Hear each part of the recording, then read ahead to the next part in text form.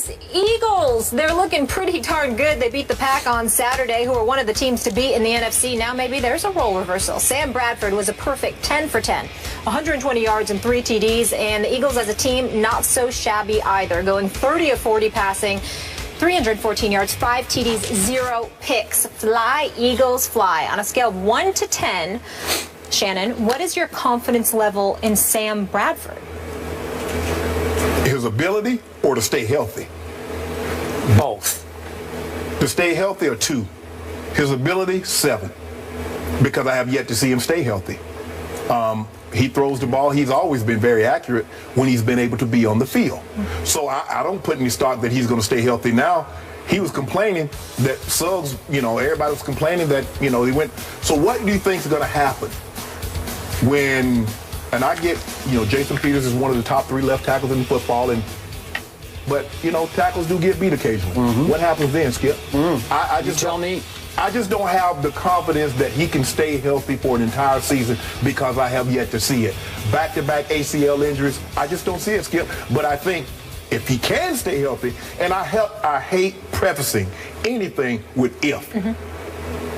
But if he can stay healthy, I like them to win this division.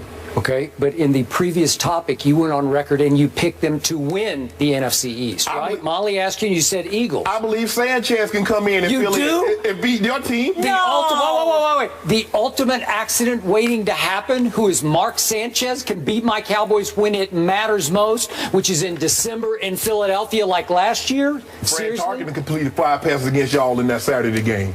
Fran Tarkenton? Yeah. The team was 24-27 against y'all. He threw 5 passes for completion. Fran Tarkenton was pretty great. Yeah, he completed 5 passes at 70 against y'all. Oh, yeah, at 70. Okay. Taking it back to so. I'll just answer your original question before I tear into his argument. Okay. My confidence level in Sam Bradford, both ability and durability. And he went to you love Oklahoma. I'm about to talk about that. I know what I'm talking about. Mine's at a 2. I'm on a 2. Scale of 1 to 10. I'm at a 2. For both. Which is why I'm picking my Dallas Cowboys to win the East. We got Romo. You got Bradford or Sanchez or Tebow. Stop. I don't know. Now I got to change my pick. I think I might go with the Redskins. You mentioned that last guy. Yeah. I think I'm going to go with. Well, he's still there. Come on, Eli. Okay. Yeah. Give Eli some love. Eli ain't got no help. Okay. Now back to the Eagles. You set it up with, and I've tweeted this every night they have played. As a Cowboy fan, I'll say it again. This is what I tweeted on Saturday night. The Eagles look scary good, but I always finish my tweet with, but who's the quarterback?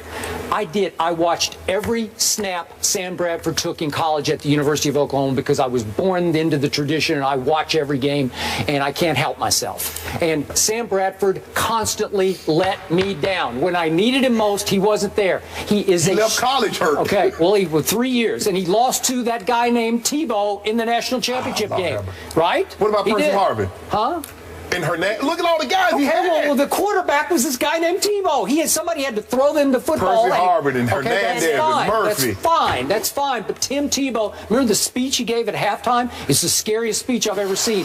When he looked into the camera, we're going to take the football, we're going to go out there and run it down their throats. And they did run it right down my guy's throat. That was no Churchill speech, okay? Yeah, okay. I think it was. Stop it. By the way, I think it worked. What is going on? Okay, so here's my point. Sam Bradford is a straw man in the pocket. When he gets any pressure, he's a basketball player. Okay, I'll agree with you. Right? He was a really good basketball player in high school, and he kind of plays like a basketball player, like a sort of a thin, willowy basketball player. Gets a little bump here, and he just starts falling apart. And he could not stay healthy in college. He had one shoulder thing after another shoulder thing, and now he's got 2 big knee things that he's coming off of. So do I trust that going forward he can stay healthy? I don't wish it upon anybody, but history tells me going back into college, he cannot stay healthy. And the history of Mark Sanchez tells me he will stink it up when you need him the most. He just will. He always has. I find it funny that you say Sam Bradford cannot stay healthy, but Darren McFadden hadn't stayed healthy. Sean Lee hadn't stayed healthy. They're not quarterbacks, though.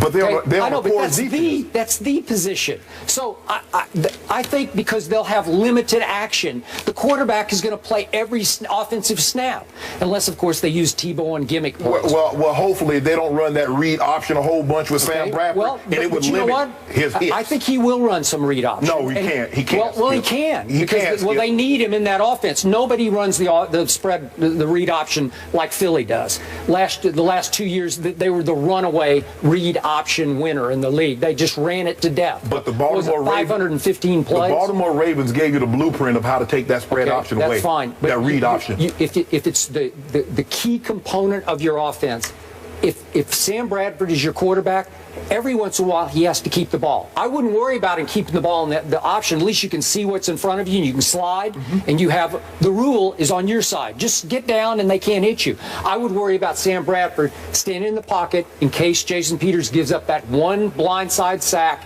that could do him in. That's what I would worry about. You know, on the read option, they tell you to punish the quarterback. They do. We'll give up a 20-yard run, but we want to deter them from running that play again. Okay, but if you notice, they didn't run that anymore. But if you don't honor Sam Bradford on the mesh point, if you just play after play, you crash down on the ball carrier, one of those times he's going to pull it back and keep it for 7 yards before somebody touches him to the left. He can do that. Just I don't care. I'm telling Sproles, let Sproles get hit. I need one hit on Bradford.